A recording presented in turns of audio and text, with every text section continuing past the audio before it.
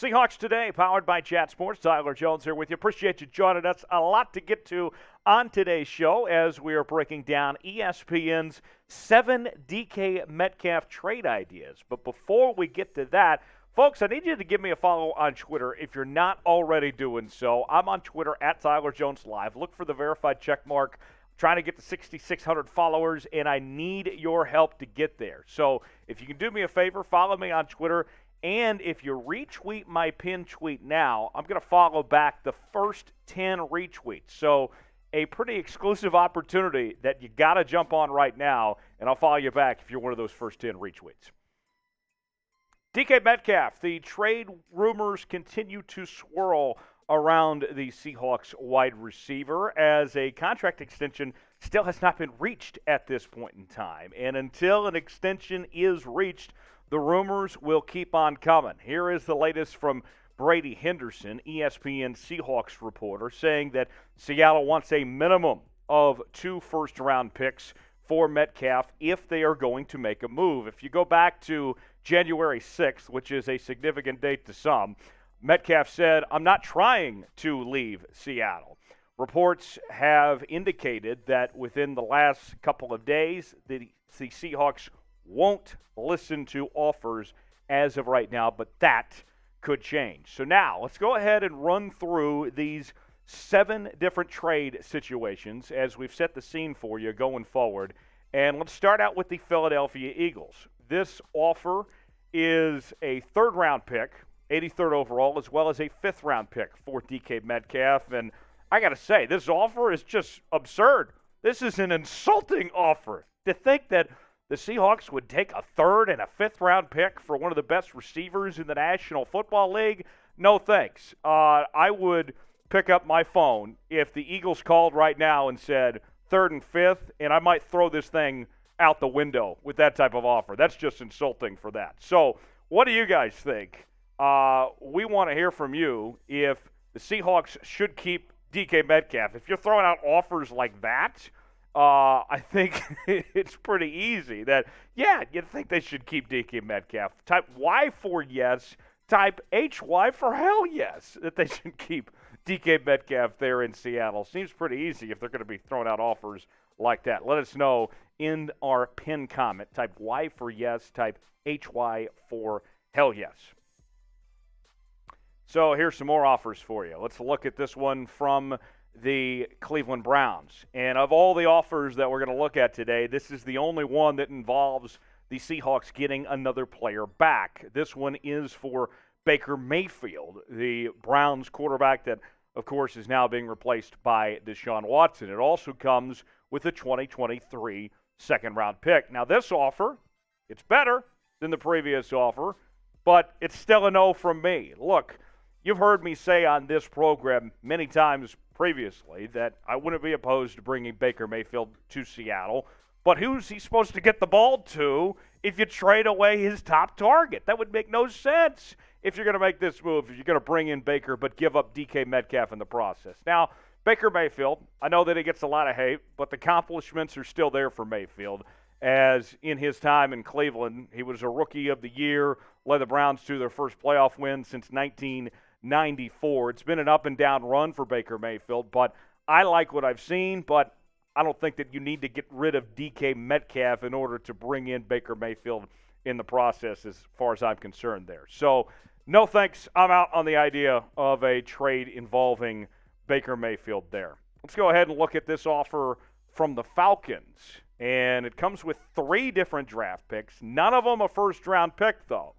A second-round pick in 2022, along with a 5th-round pick, and a 4th-round pick. And there's not a first involved here? This is pathetic.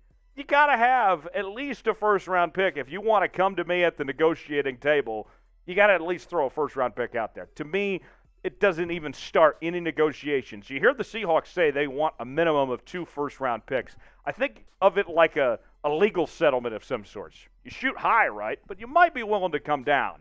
Well, if you show up to the negotiating table without any first-round picks, you do not have anything to negotiate with to begin with. So that offer right there, not a fan of whatsoever. Let's try the Kansas City Chiefs now. This offer comes from ESPN's Adam Teicher, great guy. And here's what Teicher came up with. A first-round pick, the 30th overall, and a third-round pick at 103 in exchange for Metcalf. And for me, this trade doesn't make sense. Although it's the best offer so far that we've seen come across the table at this point. Remember, the Chiefs didn't want to pay Tyreek Hill the $30 million that he was owed and got a first-round pick out of that. And now, in this situation, the Chiefs would be giving up essentially what they got in the trade, sending away Tyreek Hill to get DK Metcalf back. Essentially, at that point, you're choosing Metcalf over Tyreek Hill. To me, that doesn't add up. I don't see why that move would make sense. I get that Teicher has a job to do, and he was forced by his bosses to come up with a trade offer, but to me, that's just choosing Metcalf over Tyreek Hill at that point. I don't like that idea for either party involved. Not enough compensation for the Seahawks, and not really a move I see the Chiefs realistically making either. So let's go to another one involving the Green Bay Packers now. Now, the Packers situation's a little bit different as opposed to the Kansas City Chiefs. When the Green Bay Packers traded away Davante Adams, it was mostly due to because Adams did not want to come back. There are reports out there that Green Bay was willing to pay him. So in this case, different from Kansas City, although they lost their star receiver, there is a willingness on Green Bay's part to pay a top receiver. So this one I could see more likely. And in this case, Seattle ends up with the 28th pick overall as well as the 132nd pick. But even though it makes more sense on Green Bay's side, this is a worse offer than the Kansas City offer. No, I'm not taking this offer either. For me, it's a no-go. You didn't even put a second-round pick on the table here. So we're going to pass. We still have not found an offer that we like at this point. And we're going to have more on these trade offers in just a moment. We got a few more to go for.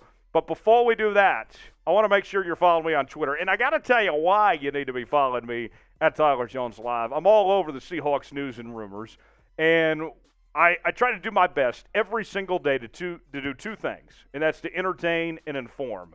And certainly have a good time doing that with the Twitterverse on that front. And I never just stick to sports. We always keep it 100 on my Twitter feed. And so you'll get my takes on pop culture and news and music and everything else in between. So while I'll have the Seahawks covered for you, I'm going to cover everything, and you're certainly going to have a good time. It's going to be worth your while if you give me that follow there. And it's the easiest way for me to respond to you. If you tweet me at Tyler Jones Live, that is the easiest way to interact and for me to get back to you as quickly as possible. So follow me at Tyler Jones Live, and you will be glad you did.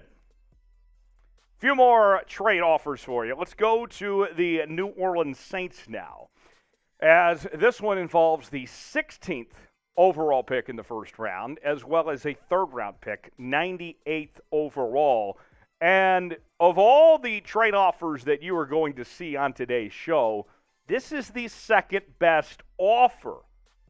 But it's still a no from me. It's still not enough compensation. It goes back to what we've been talking about this entire show, folks, that in order to get to the negotiating table, just for me to be willing to pick up the phone here, I have to have at least a first-round pick and a second-round pick before I even take that phone call. We already heard the reports from earlier this week that the Seahawks hung up the phone on the New York Jets. So in this case with the New Orleans Saints, I'm not afraid to hang up that phone if you're not going to give a second-round pick at this point in time to even begin the negotiations there. So although it's the second-best offer we've seen at this point, it is still not a great offer, still not worth talking about. One more. Let's go ahead and give this one more shot. We haven't accepted any trade offers at this point, and with this one, it's the best offer we've seen, a first-round pick, 10th overall, and a third-round pick. It is the 69th pick, and in this case, it's not that nice of an offer for the Seahawks, although then 69 is nice most of the time. In this case, for Seattle here again, this is the counter offer for the Jets as they tried earlier with just offering the first-round pick. Still not enough to come to the negotiation table. So better than what the Seahawks were approached to the first time, but it's still a no from me. So what do you guys think? Of all these offers that you've seen that ESPN gave us, what was the best offer that the Seahawks received? Who had it? Let us know in the comments below. Chime in. Let your voice be heard. If you didn't like any of them, that's okay too. But if there is one in particular that you liked, let us know in the comments below. Now, looking back, we turned down every offer as I got all these phone calls from these Big J journos from ESPN saying, here's what I got for you to try to get DK Metcalf. We held the line and said, no way, no how. DK Metcalf is staying with the Seattle Seahawks. You got to come up with a better offer than you did. And, I mean, the numbers speak for themselves with DK, right? Rookie season, 900 yards. Second season, the most yards he had in his entire career, 1,300 yards. And then last year, even without Russell Wilson for part of the season, a career-high 12 touchdown catches. He's unbelievable. He's unmatched. In the depth chart, you can see DK's your number one guy. You take him out of the picture, big drop-off. I don't think D. Eskridge is ready to take that mantle to be your number two guy and go from there at this point here. This team would be lacking a lot, especially with a new quarterback that I think there's a pretty good chance is not going to be as good as Russell Wilson. You need DK Metcalf to stick around and be the face of this franchise to lead them through the next generation of Seahawks football.